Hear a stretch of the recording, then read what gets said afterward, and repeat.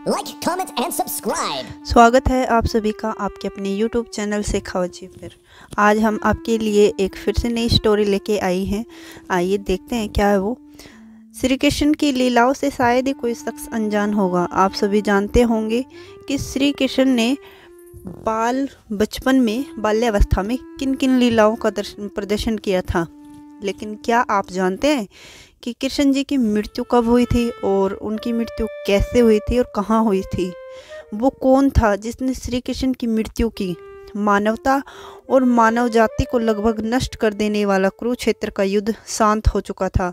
अपनी जीत पर पांडव खुश नहीं थे, बल्कि युद्ध से हुई तबाही को देखकर उनका मन बहुत विचलित था।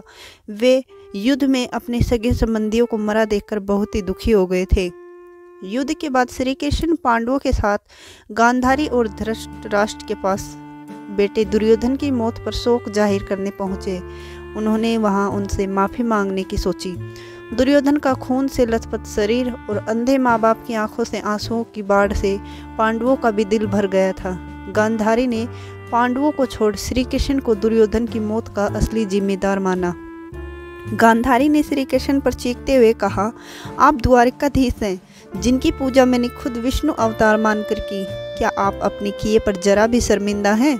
आप चाहते तो अपनी दिव्य शक्ति से इस युद्ध को टाल सकते थे। बेटे की मौत पर आंसू बहाने वाली एक माँ दुखी होते हुए बोली, तुम खुद अपनी माँ देवकी से जाकर पूछो, जिसने अपने 7 बच्चों को अपनी आंखों से अपने आगे मरते हुए देखा है। इसके बाद गांधारी ने कृष्ण को श्राप देते हुए कहा, यदि भगवान विष्णु के प्रति मेरी आस्था सच्ची है, यदि मैंने विष्णु भगवान को सच्चे मन से पूजा है, तो आज से ठीक 36 वर्ष बाद भी तुम इस धरती पर जीवित नहीं रहोगे। द्वारिका तबाह हो जाएगा, यादव वंश का हर इंसान एक दूसरे का खून का प्यासा हो जाएगा और तुम्हारा कुल का नाश हो जाएगा। ये कहकर गांधारी श्री कृष्ण के चरणों में गिर गई और रोने लगी। कृष्ण जी ने चेहरे पर हल्की सी मुस्कान लिए हुए गांधारी को उठाया और कहा, माते, आपके श्राप का असर एक दिन जरूर होगा, लेकिन ये सिर्फ मेरे प्रति आपकी सच्ची श्रद्धा की वजह से नहीं, बल्कि बदलते समय की वजह से भी होगा। कहते हैं कि गांधारी का यही श्राप यादव वंश के विनाश और भगवान कृष्ण की मृत्यु का कारण बना।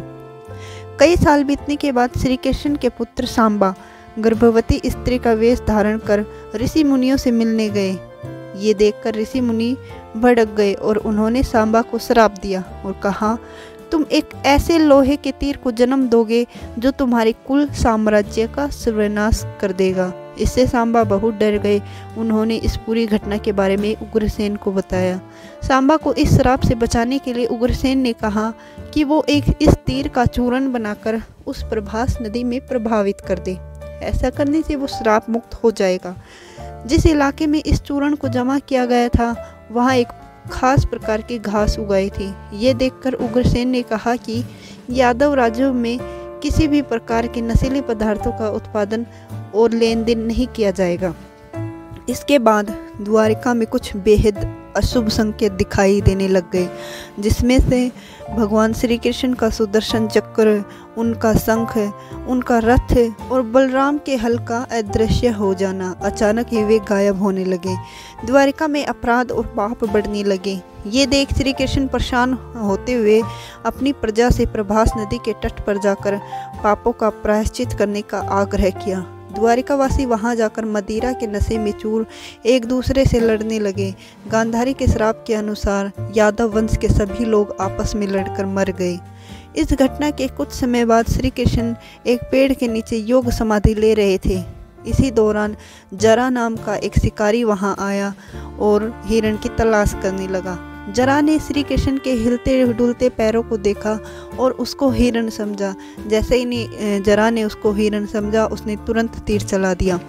यह तीर जाकर श्री कृष्ण के पैरों में लगा। श्री कृष्ण के पास शिकारी पहुंचा और अपनी गलती के लिए क्षमा मांगने लगा। तब श्री कृष्ण ने उसे सांत्वना दी, उसे समझाया कि कैसे उनकी मृत्यु निश्चित थी।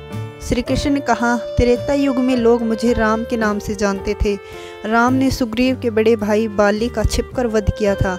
अपने पिछले जन्म की सजा उन्हें इस जन्म में मिली है। दरअसल जरा ही पिछले जन्म में बाली था।